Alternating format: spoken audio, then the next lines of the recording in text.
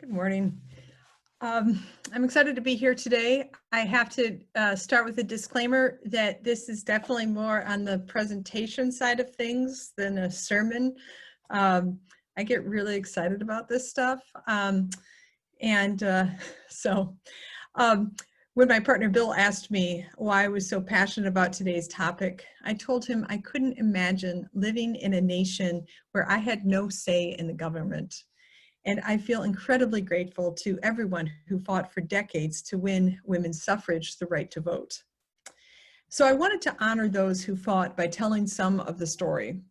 You may know much of it already, but I hope that the very telling matters as an act of commemoration and of reflection. But telling a story, a history, is never as simple as it seems. Maybe you've heard of the recent musical Hamilton. In the musical, the final song riffs around the refrain, who lives, who dies, who tells your story?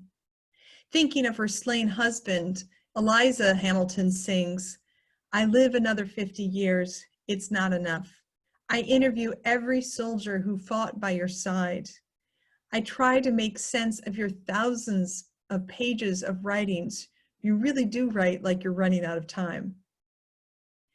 In the parlance of today's academic language, you might say she works to create an archive of original documents and first-person interviews. Then she hands them over to historians to write a story. History is a story. As the date for the 100th anniversary of the 19th Amendment approached, many articles, editorials, books, and even a new documentary on PBS have appeared, addressing the history of women's suffrage.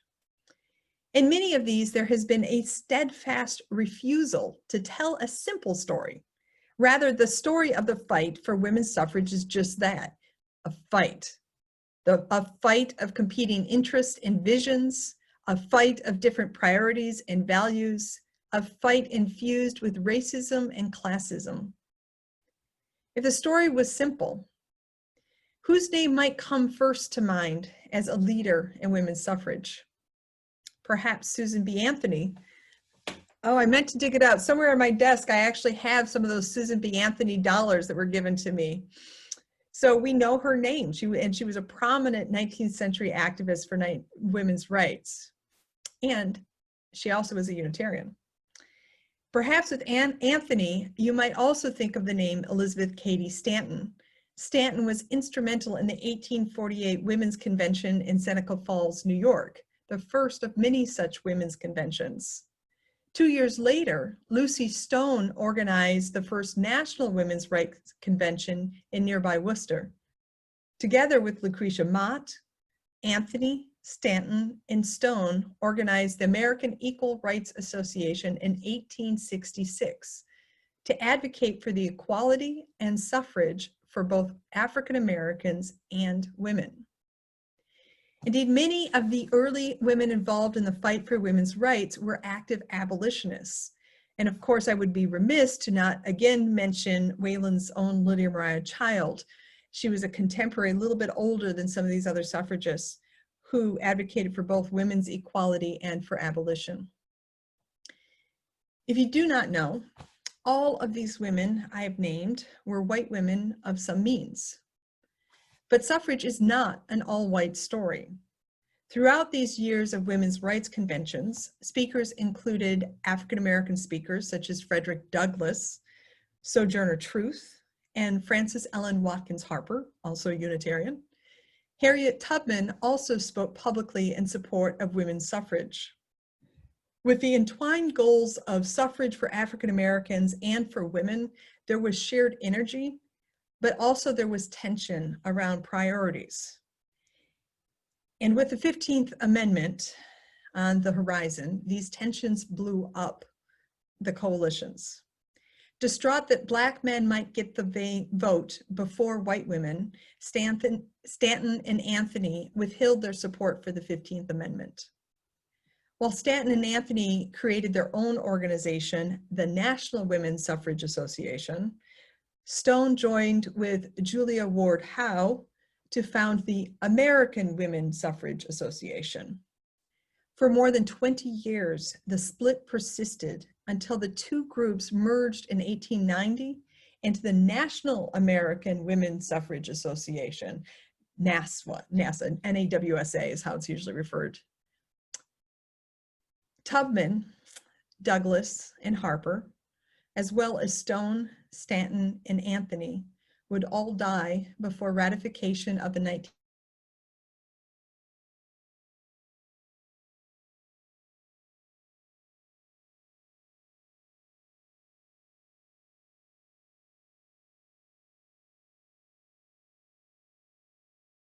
Mary Chapman Catt, then Anna Howard Shaw, before moving back again to Catt in 1915. Again, both were white women of means. After a tenure as a member of the NAWSA, Alice Paul founded the rival National Women's Party in 1916 to pursue a national amendment and more militant tactics. For example, Paul was responsible for the famous line of picketers, the Silent Sentinels, standing at the White House gates. Even throughout World War I, you've probably seen that image of the suffragettes all lined up on the White House fence. This was considered very radical and controversial. The more conservative NAWSA condemned the National Women's Party for such radical tactics, and they were actually helping the war effort throughout the war. But Paul's radical efforts also got President Wilson's attention, so they worked together. And also during these same decades, the National Association of Colored Women's Clubs was active. Formed in 1896 under the leadership of Mary Church Terrell and others, attendees at the founding meeting included the elderly Tubman and Harper, as well as Ida B. Wells Barnett, the internationally known anti-lynching activists. While founded with a broad mission, suffrage featured among the goals of the Black women's clubs. Indeed, in January 1913, Wells Barnett formed the Alpha Suffrage Club in Chicago.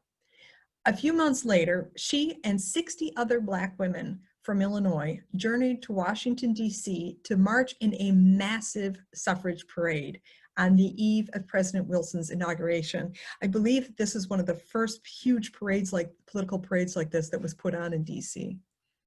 It was organized by the NWSA. The parade was the brainchild of Alice Paul, who was still with the organization, hadn't split off yet.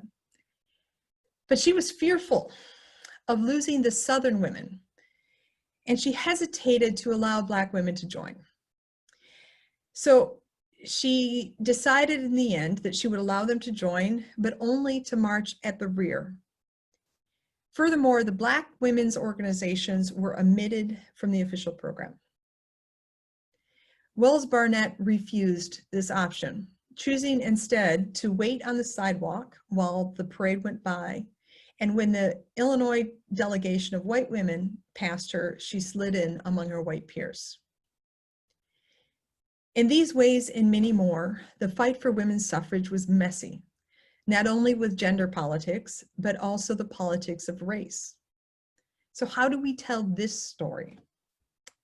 To break it down, I'll revert to the 5 W's many of us learned as kids in school. Who do we include in this story?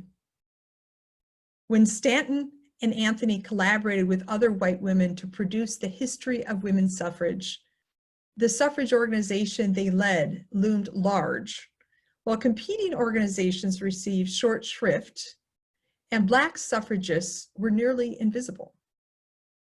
Additional research and new books tell a far more complex story of multiple actors impacting the fight.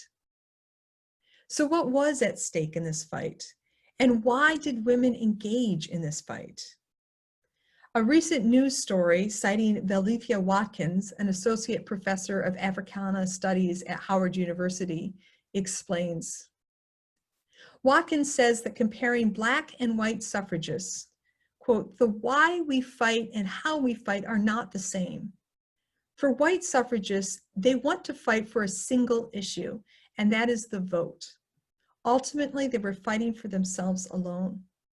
But for Black women, the fight for suffrage was a multifaceted effort closely linked to other fights for equality within Black communities, including opposition to sexual violence, Jim Crow laws, and lynching. So where was all of this happening? In Stanton and Anthony's story, Seneca Falls marks an important beginning. Indeed, today the city hosts the Women's Rights National Historic Park, as well as the National Women's Hall of Fame. But outside of New York, our own city of Boston features prominently as well. Boston was the headquarters of Stone's American Woman Suffrage Association, as well as where African-American woman Josephine St. Pierre Ruffin published The Woman's Era, the first national newspaper published by and for African-American women. However, Massachusetts was also home to one of the earliest organized anti-suffrage groups. So it was a complex story even here. Of course, DC also featured prominently. The building of Paul's National Women's Party remains at the foot of the Capitol building, where it is both a national monument, thanks to Obama, and an active headquarters for the party that still exists. But really, the women's suffrage movement existed everywhere. Small towns and big cities, out west, down south, and right here in Wayland. And if you want to learn more about Wayland's suffrage history, we're having a couple programs on Wednesday. You can learn more about that on our website, uuwayland.org. Finally, the question of when. When does suffrage fight begin? Is the 1848 Women's Convention in Seneca Falls really the start?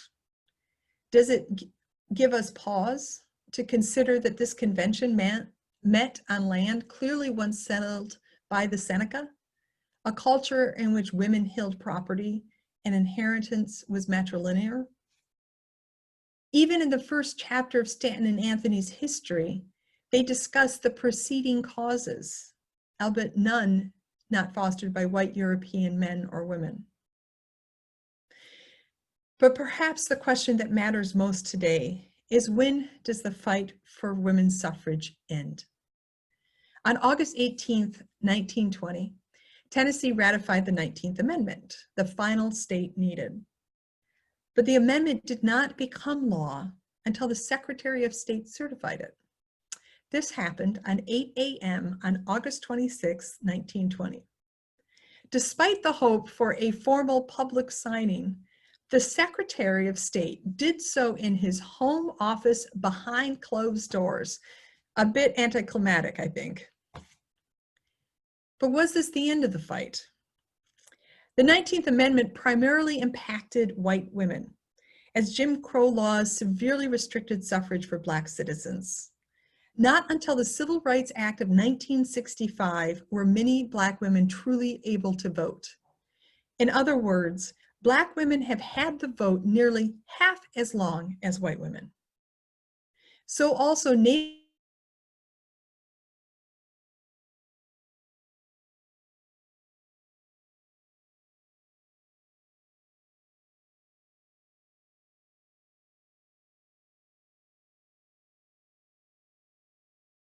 going state to state, Native Americans fought for their right for suffrage until getting their last state was Utah in 1962. And today, to say that the work of protecting voting rights continues is clear. I think many of us are concerned about the ongoing disenfranchisement of voters even before the recent post office conflicts. Purging voter rolls, requiring voter ID, stripping felons of suffrage, closing polling locations, gerrymandering districts, and yes, undermining the reliability of voting by mail, especially during a pandemic, all work towards disenfranchising voters. I began by saying that I'm passionate about this anniversary because of the right to vote it gave me as a white woman. Significantly, to win this right, men who would not directly benefit had to be convinced to act to secure suffrage for others. So also today, many of us have the ability to protect the voting rights of others. It is why so many of us have sent postcards as part of the UU the Vote project Jean Milburn is spearheading. And I know she has more postcards ready to go. So just request them from the link in today's e-blast. Or go back to the link for giving to Black Women Vote to help support voting rights financially. Voting is an expression of voice and a power to shape our collective life together. This is a sacred gift that affirms both the worth and dignity of persons, as well as our connections to each other. As we are able, may we vote, and may we fight for the right to vote for others. So may it be. Amen.